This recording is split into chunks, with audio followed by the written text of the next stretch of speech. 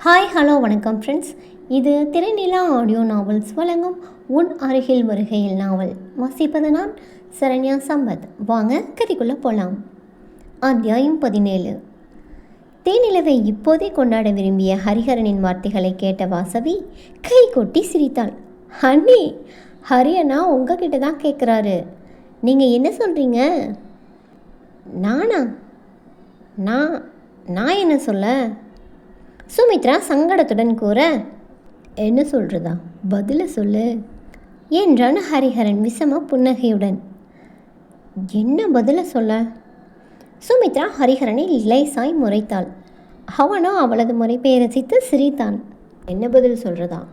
தேனிலவை இங்கேயே இப்போவே கொண்டாடுறதா இல்லை வேணாமா?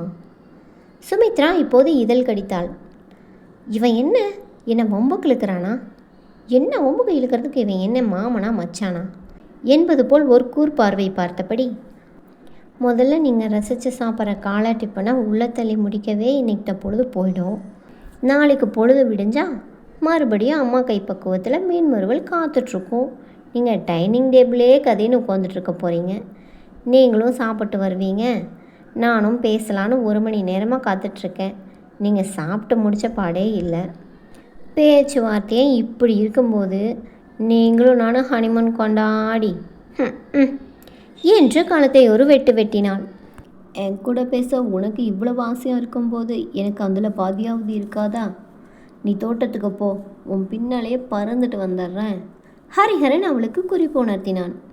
பாரு ரூபா, பேச்சோட பேச்சை மீட்டிங் பிளேஸை ஃபிக்ஸ் பண்ணிட்டான் பாரு, அதுதான் என்னோடய ஃப்ரெண்டு. விஷால் தோழனை புகழ, ரொம்ப பீத்திக்காதீங்க. சண்டை போடுற மாதிரி போட்டுட்டு பேச்சு வாக்கில் உன் கூட பேசணும் எழுந்து வான்னு சொல்லாமல் சொன்னது யார்? சுமித்ரா தானே. இந்த டெக்னிக் யாருக்கு வரும்? ரூபா சுமித்ராவை பாராட்டினாள். அதற்கு மேல் அங்கு நிற்க முடியாமல் ஹரிஹரன் மேல் ஒரு பார்வையை வீசிவிட்டு சுமித்ரா அறையை விட்டு வெளியேற முயன்றாள். நில்லுங்க அண்ணி, நான் வந்து காட்டுறேன் என்று கூறியபடி வாசவி எழுந்தாள். எதை காட்ட போகிற? வேறு எதை? தோட்டத்தை தான். நீங்கள் அங்கே தானே போகிறீங்க. இவனால் என் மானமே போகுது என்று பல்லை கடித்து கொண்டாள் சுமித்ரா. ஹரிஹரனை எரித்து விடுவது போல் பார்ப்பதாக எண்ணி ஓர் பார்வையை பார்த்து வைக்க முயன்றாள். அவனது விஷம பார்வையை கண்டு அவளுக்கு ஏதோ பண்ணியது. இவன் வேற ஏன் இப்படி பார்த்து தொலைக்கிறான்? அதற்கும் அவனை கடிந்து கொண்டு அங்கிருந்து அகன்றால் போதும் என்று பதிலே பேசாமல் வாசவியை பின்தொடர்ந்தாள் சுமித்ரா. பங்களாவை சுற்றியே தோட்டம்தான். வீட்டுக்கு முன்னால் இன்னும் பெரிதாக இருந்தது. அலங்கார புல் வளைவுகளும் ஆங்காங்கே போடப்பட்டிருந்த மர பெஞ்சுகளும் ஏதோ பூங்காவில் இருக்கும் நினைவை உண்டு பண்ண சுமித்ரா ரசித்து சுற்றி பார்த்தாள். இரும்பு கம்பிகள் நட்டு அதில் ஊஞ்சல் தொங்கிக் கொண்டிருக்க அதிலேறி ஆடி பார்த்தாள். அவளது உற்சாகத்தை ரசித்த வாசவி, நீங்கள் இதுக்கு முன்னால் மூணாரே வந்தது இல்லையா என்று கேட்டபடி ஊஞ்சலில் சுமித்ராவின் அருகே அமர்ந்தாள். என் கிராமத்தை விட்டு படிக்கிறதுக்காக மதுரைக்கு மட்டும் போயிருக்கேன், வேற எங்கேயும் போனதில்லை. இந்த ஊஞ்சல் வேகமாக ஆடாதா? ஏன் ஆடாது? இறுக்கி பிடிச்சிக்கோங்க, நான் காலை உந்தி வேகமாக ஆட போகிறேன். எப்படி இருக்கு? ஜோராக இருக்குது. நீ எங்கே படிக்கிற? சென்னையில். அங்கேயும் எங்களுக்கு வீடு இருக்குது. இப்போ லீவ். நீங்கள் என்ன படிக்கிறீங்க? BSc final year. எக்ஸாம் திங்கக்கிழமை ஸ்டார்ட் ஆகுது. நான் இங்கே வந்து மாட்டிகிட்ருக்கேன். எப்படி பரீட்சை எழுத போகிறேனோ. மாட்டிகிட்ருக்கீங்களா? ஹரிஹர அண்ணாவோட காதல் கிடைக்கிறதுக்கு நீங்கள் ரொம்ப கொடுத்து வச்சுருக்கணும். எவ்வளவு பெரிய இடத்துல இருந்தாலும் அண்ணனுக்கு பொண்ணு கொடுக்க ஆசைப்பட்டாங்க தெரியுமா? அண்ணன் புடி கொடுக்கவே இல்லை. வாசவி பெருமையாய் கூறினாள். ஏனா? சுமித்ராவின் மனம் ஏனோ படப்படுத்தது. தெரியலை. தோலை குலுக்கிய வாசவி தொடர்ந்தாள். அண்ணா டேஸ்ட்டுக்கு அவங்க கிட்ட கூட வர முடியாது. அப்படி என்ன டேஸ்ட்டு உங்கள் அண்ணா டேஸ்ட்டு? அண்ணனோட காதலியாக இருந்துட்டு என்கிட்ட கேட்குறீங்க, உங்களுக்கு தெரியாதா? இன்னும் கொஞ்சம் தெரிஞ்சுக்கலாமேன்னு தான். ஓ அப்படியா, சரி கேளுங்க. அண்ணனுக்கு இந்தியன் கல்ச்சர் தான் பிடிக்கும். பட் அண்ணா பிறந்து வளர்ந்தது ஹை சொசைட்டியில், அவர் படித்தது ஃபாரினில். அவர் தேடின பொண்ணு அவருக்கு கிடைக்கவே இல்லை. மும்பை, டெல்லி, லண்டன்னு ஹை சொசைட்டியில் இருக்கிற பொண்ணுங்களை தானே அவரோட பேரண்ட்ஸும் அவருக்குன்னு ஃபிக்ஸ் பண்ணுவாங்க. இவர் நான் தேடுற பொண்ணு இவ இல்லைன்னு சொல்லி எல்லாரையும் ரிஜெக்ட் பண்ணிவிடுவார். நோ அதர் தேன்னு 2 நாளுக்கு முன்னால் இவரையே கேட்காம அண்ணனோட பேரண்ட்ஸ் அண்ணனுக்கு திருமண நிச்சயதார்த்தத்தை நடத்திட்டாங்க. அண்ணா கோபிச்சுட்டு உங்களை கடத்திட்டு வந்துட்டார்.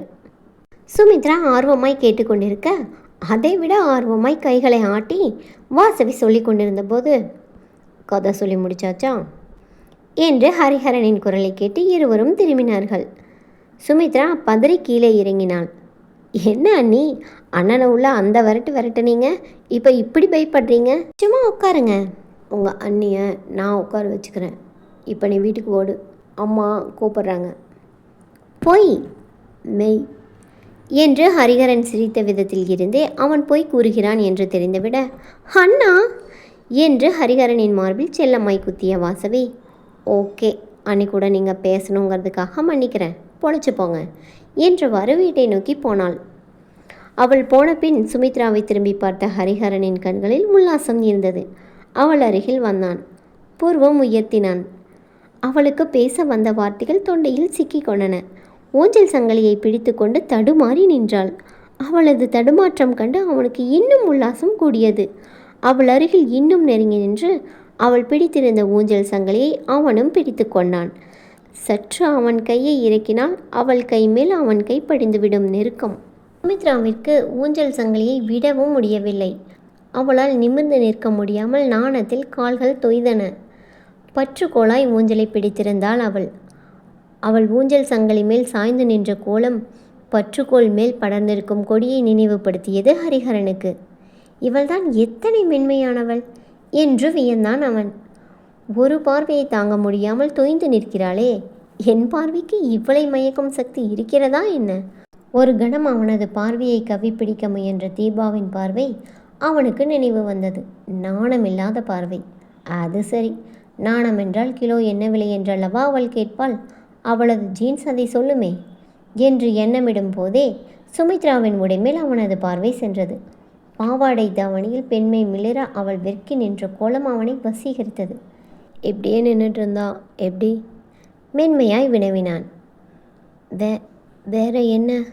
அவள் தடுமாறினாள். பேசு. என்ன பேச? நீ எப்படி என்னோட காதலியாக வந்தேன்னு பேசு. என்ன சொன்னீங்க? அவள் அதிர்ச்சியாய் தலை நிமிர்ந்தாள். ஹேய், இப்போ என்ன நான் சொல்லிட்டேன்? எதுக்கு இந்த பதட்டம்? என் காதலியோடு வந்திருக்கேன்னு நான் விளையாட்டாக சொல்லிகிட்டு இருக்கும்போது டிஷ்ஷுன்னு என் காரு கதவை திறந்து தேவதை மாதிரி இறங்கி காய்ச்சி கொடுத்தா நான் உன்னை யாருன்னு நினைக்கிறது? நீயே சொல்லு. என் காதலின்னு தான் நான் நினைப்பேன்.